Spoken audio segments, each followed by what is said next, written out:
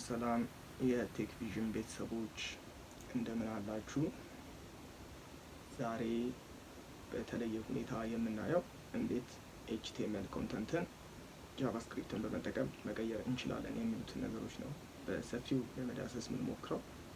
ከዚህ ቀደም ሲል ጃቫስክሪፕትን ምንድነው፣ ለምን ጃቫስክሪፕትን ማጥናት አስፈለገ የሚሉት ነገሮችን በሰፊው አይተን ነበረ። ስለዚህ ወደ ዛሬው ቶፒካችን እንግባ ማለት ነው። JavaScript can change HTML content. One of many JavaScript HTML method is get elements by ID. Obviously, the HTML tag or element ID እንሰጠዋለን እንደ አትሪቢዩት ፓስ እናደርግለታለን። then በዛ ID name ኮል እያደረግን እየጠራ ነው መጥሪያችን ማለት ነው። get elements by ID ማለት ነው። ለኤችቲኤምኤል የሰጠነውን ስም በሱ እንጠራውና ላይክ የፈለግነውን ነገር ማድረግ እንችላለን ማለት ነው። አዲስ ታይም ቀለል ያለ ነገር ነው የምናደርገው። the example below find an HTML element with ID ዴሞ የሚባል ተሰጥቶታል and change the element contents ወይም inner HTML to hello JavaScript ነው የሚቀይርልን ማለት ነው። this is just a code። እስቲ ውጤቱን እንየው። JavaScript can HTML contents ነው የሚለው። ልክ ስነካው it's going to change it into hello JavaScript ማለት ነው። ስለዚህ ለዛች ፓራግራፍ ነው ያ አይዲ ስም የተሰጠው ማለት ነው። ስለዚህ እንዴት ነው የሚሰራው?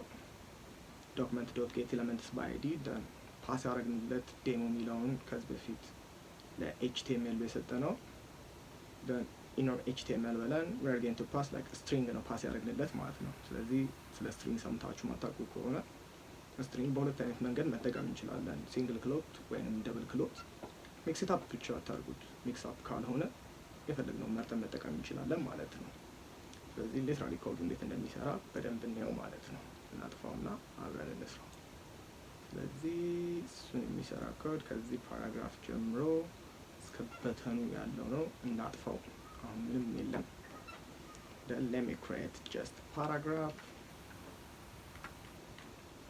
let me call it this is just paragraph.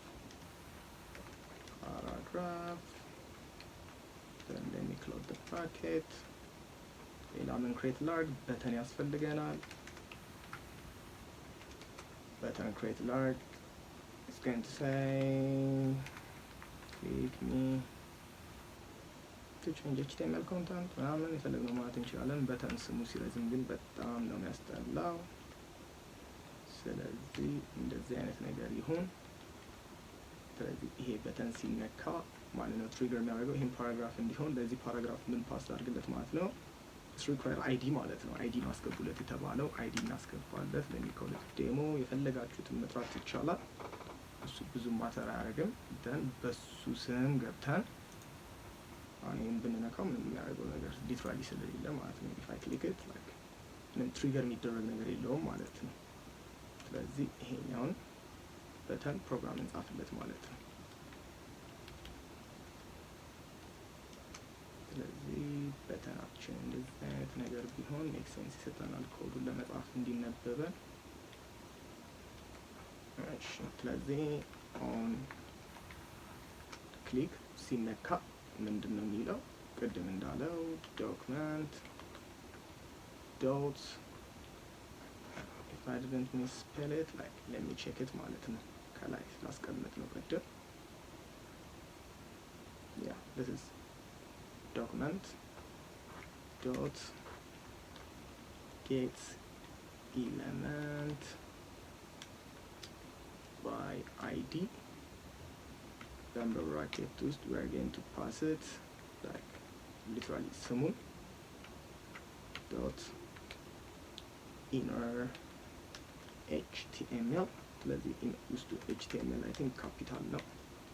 inner HTML ውስጥ ግባና ምን ብለህ ቀይረው ነው የሚለው። አንድ ህግ ያለው እዚህ ምን መሰላችሁ? if you are going to use like double quote ውስጡ ሌላ double quote መጠቀም አይቻልም። ከውጭ ያለው ሲንግል quote ከሆነ ውስጡ ሌላ ሲንግል quote አይቻልም። that's why like mix up ሳረገው ከውጭ double quote አረኩለት then ውስጡ ያሉት everything is going to be like single quote ማለት ነው። በዛ like ግራ ይገባል ፕሮግራሙ። ስለዚህ ወደ ምን ልቀይረው? hello JavaScript ነው አድርጉት የተባለው ማለት ነው። hello ጃቫስክሪፕት let me run this program ምን ማለት ነው? ይሄ ፓራግራፍ አይዲ አለው።